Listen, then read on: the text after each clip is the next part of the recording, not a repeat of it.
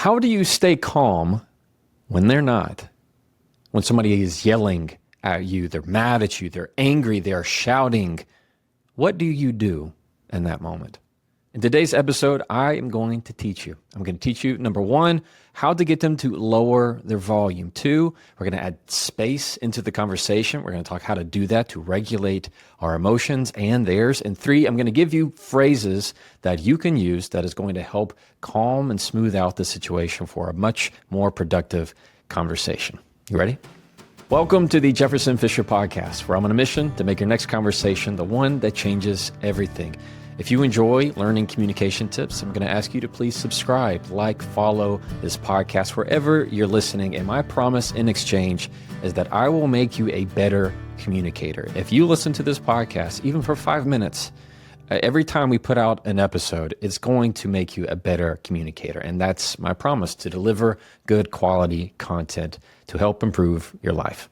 This episode is brought to you by Cozy Earth. I love Cozy Earth because I use their products. If you're somebody like me and you use bamboo sheets on your bed, you know exactly what I'm talking about when the summer gets hot. Down here in Texas, it is so scorching hot and humid. And there's one thing that helps keep me cool at night, and it's the sheets from Cozy Earth. They're on our bed right now. You can go to cozyearth.com/Jefferson and use the code Jefferson for 40% off. Use the code Jefferson. That's cozyearth.com/Jefferson. Use the code Jefferson for 40% off. Even if it's hot at night, you can use those sheets to keep you cool and, most of all, cozy. You didn't ask for it. You didn't plan for it, but you're in it now. The other person across from you talking is not talking as much as they are throwing their words in your face. They're shouting, they're yelling, it's hurting your ears, you're scared, you don't know what to do. How do you handle the situations when somebody is yelling at you? Number one, this is what I want you to do.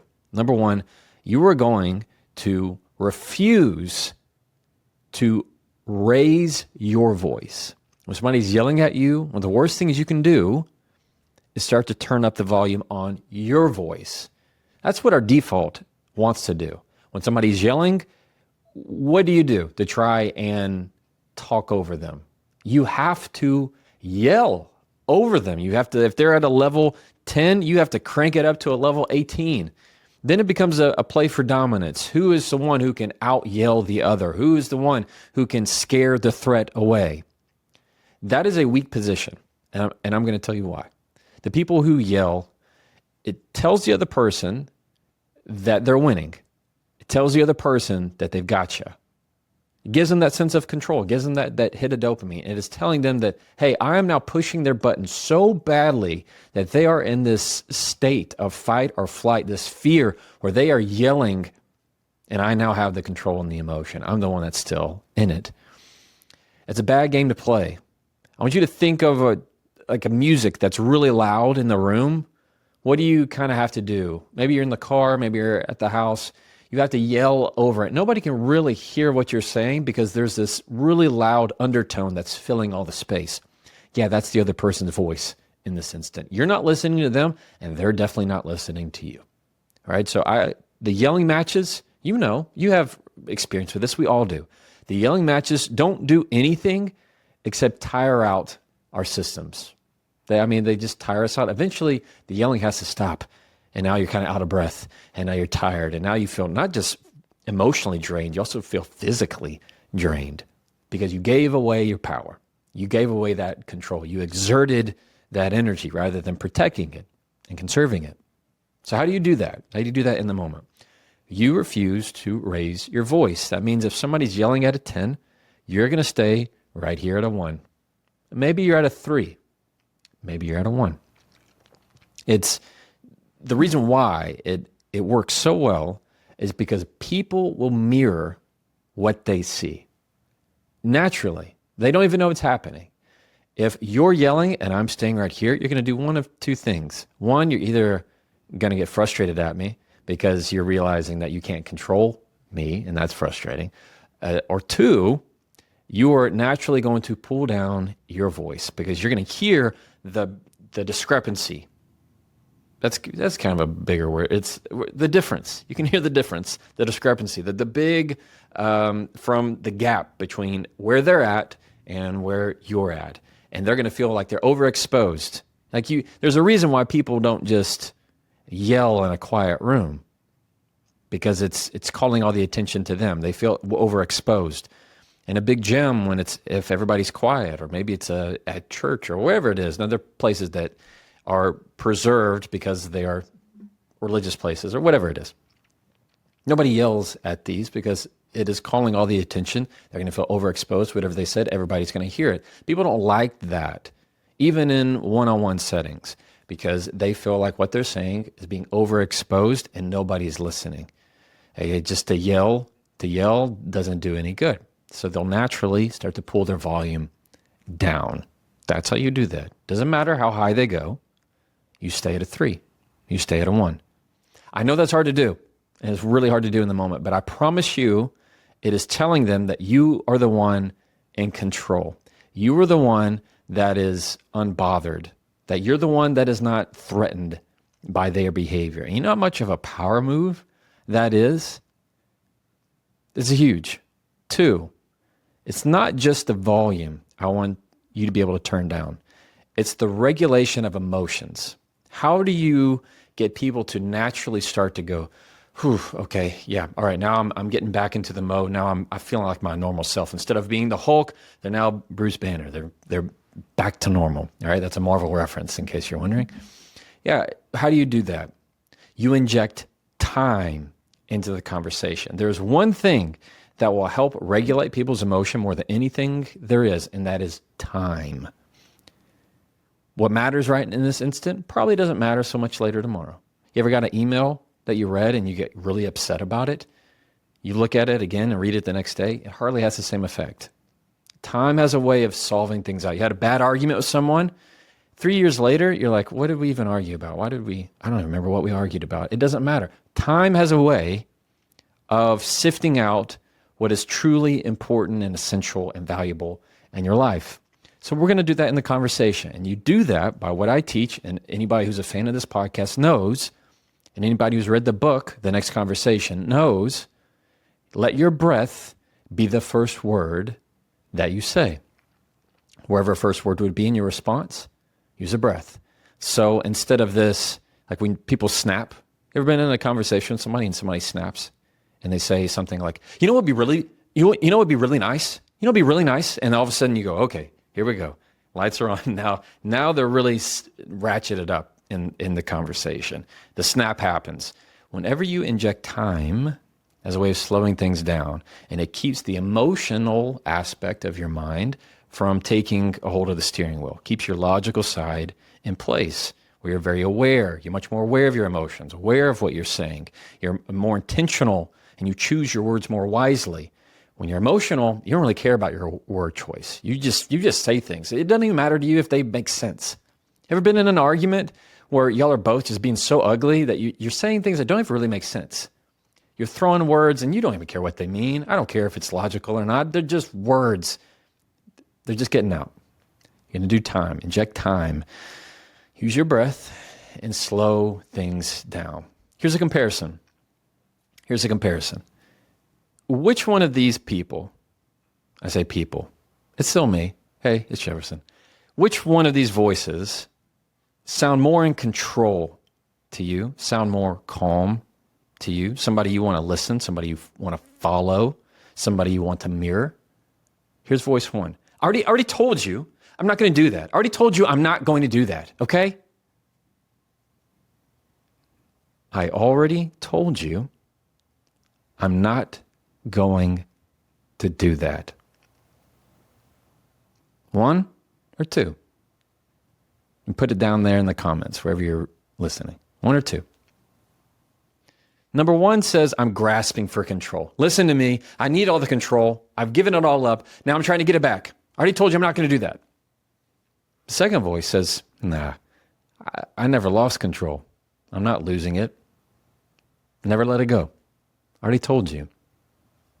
I'm not going to do that. Not going to do that.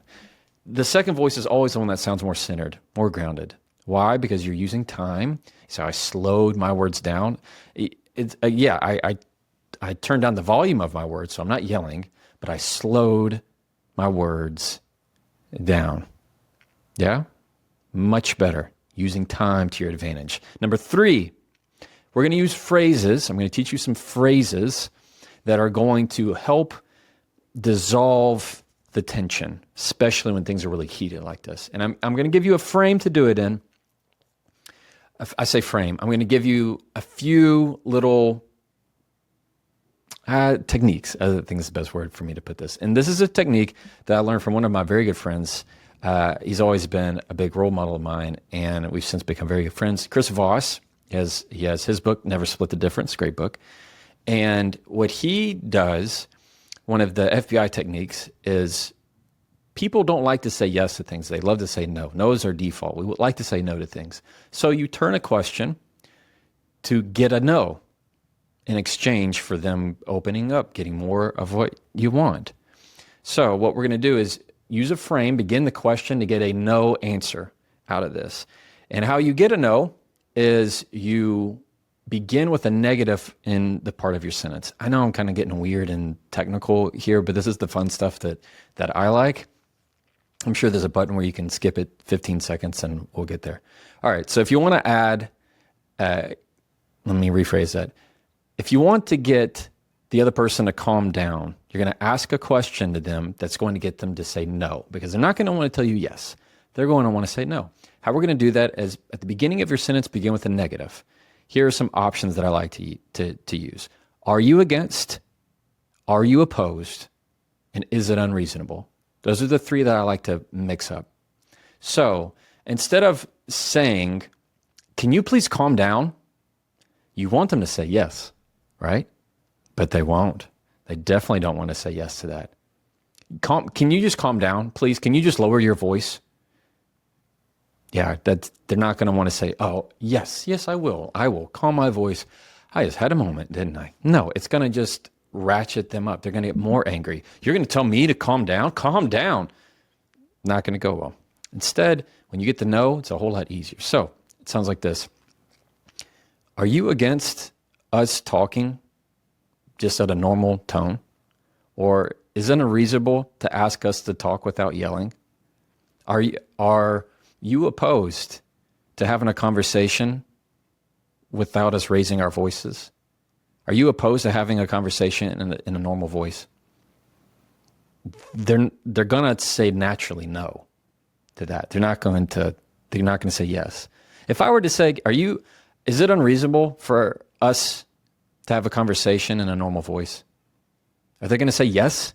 No, they're not going to say yes to that. They're going to say no.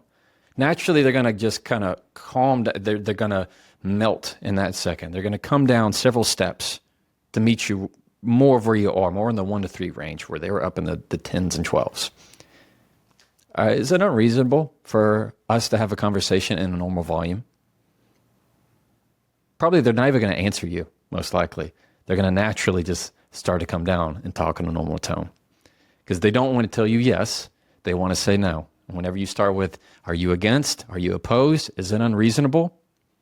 It's getting to the no response. That's what you want in this instant, because that's where they're wanting to say, and now they're hearing you. When you combine it with you lowering your voice, your volume, and slowing down your words and adding time to help regulate, and then use a question that gets a no, like, are you against us having a conversation just without the yelling? Is that something you're against? They're not going to say no, or they're not going to say yes to that. All right?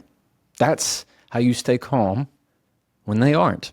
It happens in every relationship, in every facet of life. I feel like there's always going to be that, because it's the emotion out of every human. It's natural. So, and sometimes, you know what? That person is us. I'm the one that is having the big emotional reaction. I'm the one that is yelling. I'm the one that's doing that. And sometimes if somebody across from me is mirroring what good communication sounds like, if the person across from me is slowing down their words and not yelling and not biting the bait that I have by yelling at them, it's going to calm me down too. So it's part of all of us. Cool. If you enjoy communication tips, I have a newsletter where I send out one piece of communication tip right to your inbox every week for free. You can find the link down there in the show notes. My book, The Next Conversation, has been out several months now, and it's the best part of, it's beaten every expectation I could think in terms of what value and joy it's brought to me to help other people. If you are looking to buy it, you can at the links down in the show notes, anywhere where you like to pick up and read books. And if you're wanting to learn more, the School of Communication is always open to help you practice and improve your next conversation. As always, you can try that and follow me.